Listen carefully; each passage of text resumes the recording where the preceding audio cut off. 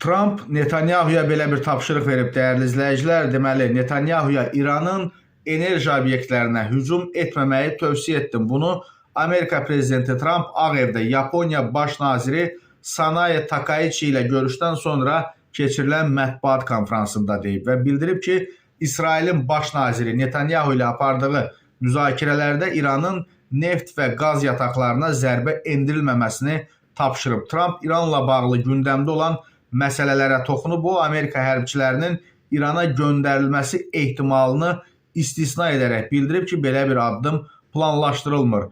İsrailin İranın enerji obyektlərini hədəf alması ehtimalına münasibət bildirən Trump qeyd edib ki, bu məsələni Netanyahu ilə müzakirə edib. Onun sözlərinə görə İsrail tərəfi bu istiqamətdə addım atmayacaq.